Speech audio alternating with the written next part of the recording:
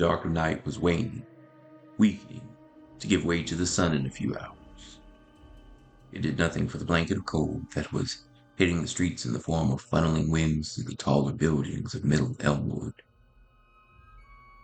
The breeze licked at the worn stone and hardened steel, which had seen untold numbers of citizens walk the streets they stood guard over. This morning, those sentinels had the horrible pleasure of watching Theory as he walked home, covered in ash and thinly splattered blood. He was locked in a trance, coming down off his hunting high. He wandered through the city until he got to his apartment.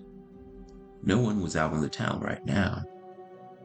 People with better sense were fast asleep or stirring from the depths of their night of rest to venture on to work. He would have enjoyed the solitude if he were conscious enough to realize that he was the only one alone on the streets. It was only the presence of his imps, the smaller demons of his summoned hell, that kept him company at this hour. From the rooftops, a smirking veil watched Theory as he traveled home in his dulling stupor. The veil opened its arms in a symbolic embrace and sighed deeply before releasing a yellow fit of sparks from a thin tuft of fabric. The veil let loose a breath of frozen air and the sparks subsided. It heard the cackling of imps that followed Theory on his walk and glared at their place in the shadows. The embers that once radiated from his veil appeared again and were now a deep amber. The cackling stopped and the imps retreated. Theory felt their presence and felt something send them away.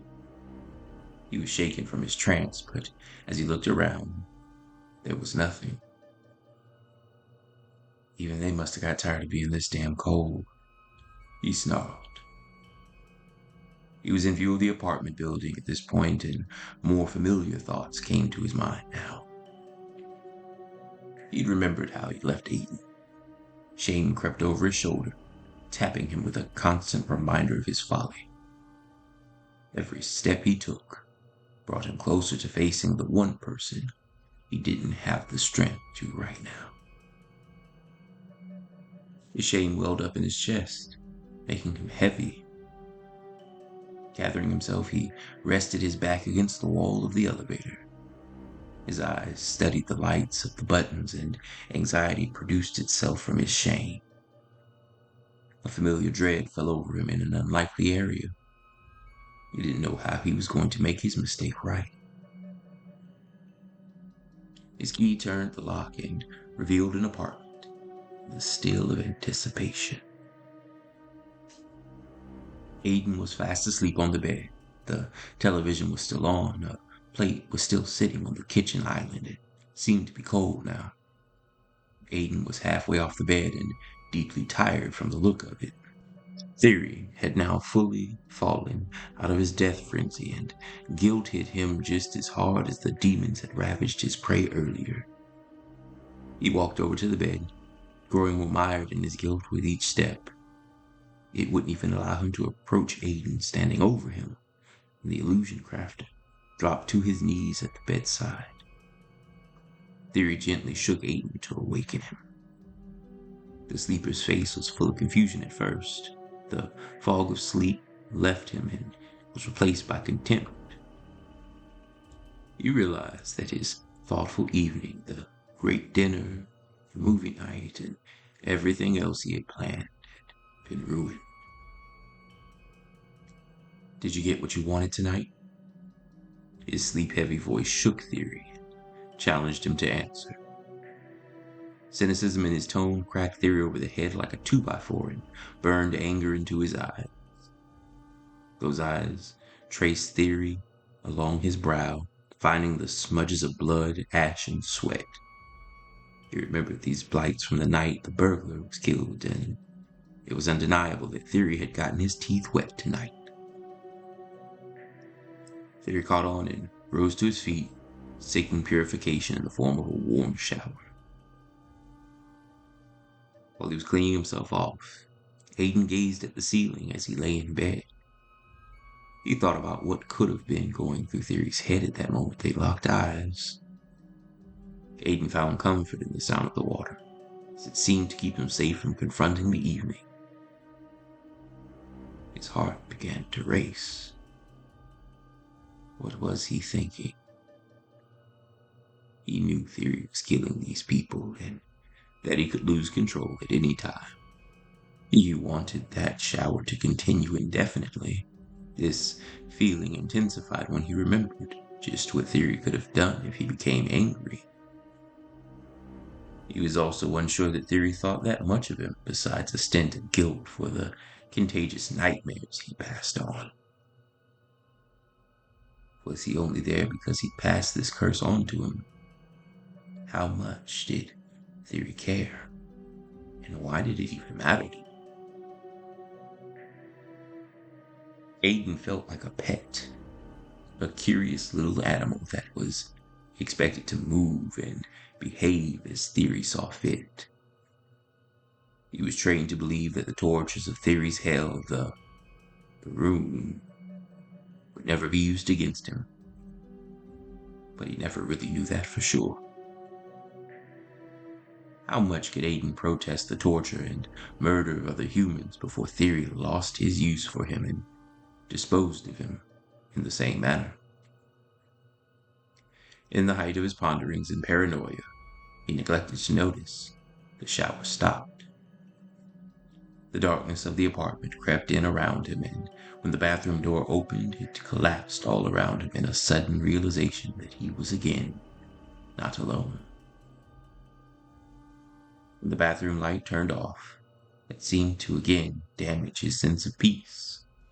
Dread welled up inside him, and he couldn't bear to look around the room. So great was his fear right now that he slowly pulled the blanket over his face. Theory's footsteps were heard as he walked from the shower and dried off, discarding his towel halfway through the room and making his way to the kitchen. He seemed to stop in front of the plate that had been left for him, and he paused there. He was eating the cold food as it was left. Aiden saw the silhouette of Theory in his line of sight. He heard the plate moving. He peeked his head out from the covers, thinking he'd steal a look at Theory, untaxed by a reciprocal gaze. He was wrong. Theory was standing there, facing Aiden with the plate in his hand. Their mutual gaze was slowly intensified by their adjustment to natural night vision. They each took in the other's naked vulnerability. Theory, being in a fragile state of rage and consumption that had engulfed his life, and Aiden, powerless and suspended in his own life, in which he'd been forced into. Theory put the plate back on the counter, mostly empty, and moved towards the bed. Aiden flinched but stilled himself and waited for what was to come. He felt Theory as a monster on the move. Theory arrived at the bedside and spoke in a shaky voice. "I'm sorry." A rare moment in their relationship. Theory had never been good at apologizing to anyone, so his flimsy sorry did actually mean something. Aiden reached up from the covers and pulled Theory in, cradling him in a careful embrace. He rubbed his cheek up against Theory's still dampened hair and maneuvered his friend over to his side of the bed and hugged him. They sat silent and looked up at the ceiling until Aiden broke his silence. "Tell me how you did it." He immediately felt Theory turn his head to face him in protest of his inquiry. "I want to know why you get covered in ashes and blood. Why do you show me things like this that I can feel? It's not supposed to be real." Aiden was making himself more vulnerable to the nightmare that was Theory. To the nightmare keys to him in his sleep. He felt Theory tense up before he relaxed again and began to speak. Details. The details hit Aiden's ears like a ton of bricks. Demonic, bloody bricks that had been warped and twisted by some sense of justice. Theory seemed to warm up to the idea of letting his actions to the light as he slowly gave more graphic details about the night, ending in his climax of vengeance and terror. That was when Aiden knew Theory was not a normal person. He had become a full-fledged monster that took delight in the suffering of his victims. From this moment on, Aiden found himself as an accomplice to hell. He knew now what it really meant if Theory walked out of that door and into the room. Being with Theory, he'd made a leap of faith, and staying counted as the same. He dipped his feet into a body of water, thinking it to be a puddle. He couldn't have guessed this to be an ocean that not even Theory was anywhere near ready to traverse. Both of them had at some point so far in their lives fell from the sky and plummeted into this ocean of terror, and were now near drowning and holding on to the other for what they lacked. The Veil watched their intimate exchange and smirked.